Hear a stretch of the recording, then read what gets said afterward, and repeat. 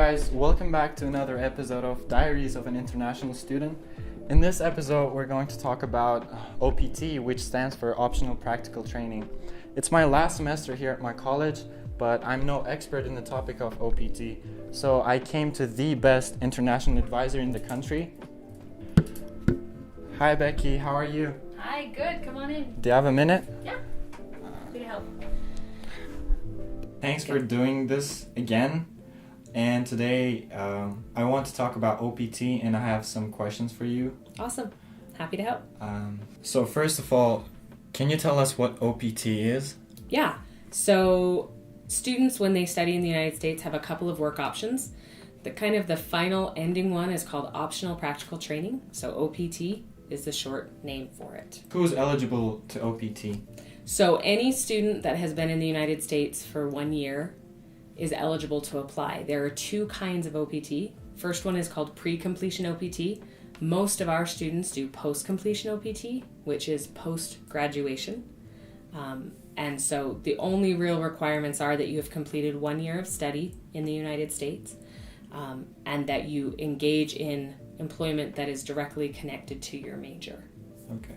Next question is, what are the requirements to apply to OPT? So the process is kind of lengthy, but it's pretty basic even though it's lengthy. So the first thing is to reach out to your advisor at your current school because the advisor has to recommend you for OPT. They need to make sure that you've met all the requirements that the government has. Then there's traditionally an application process. At Snow College, it's pretty quick.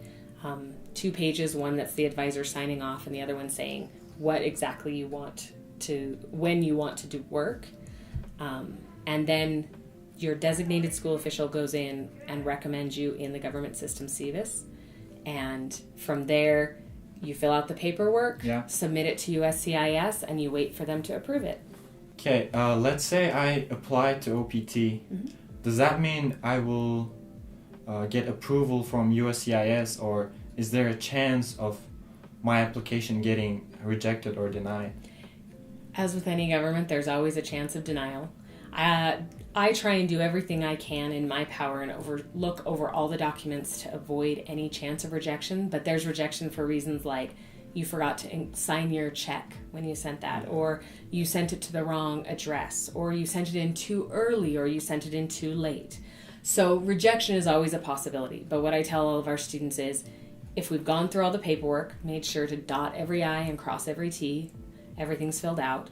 If you've filled out and given all the information that you need to in terms of like checks and the correct fees and passport photos and everything, then and you are going to work in your major and you've got an assigned major declared on your I-20, the chance of being denied is, in my experience, pretty low. The only students I've worked with that have been denied have been for the reasons I listed below. Forgot a fee, sent it in too early, sent it in too late, things like that. Okay, I have one last question. What happens after I finish my OPT? Yeah, at the end of your OPT, you have a couple of different options. So you remember you have up to a year to work. While you're working, you are still considered a student with the school that sponsored you. So for example, Snow College students are still under the realm of Snow College with the government system.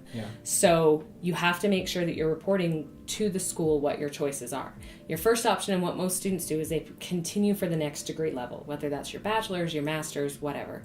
So you would just transfer and your OPT would finish and you would start at the next semester available. So while I'm doing OPT, it's better for me if I start looking for like options, universities to transfer to? Yeah, if that's your plan, you want to be looking probably that last 6 months of your OPT to make sure that you have admission and can transfer for the next available semester. The second option is you can apply with USCIS for a different visa classification.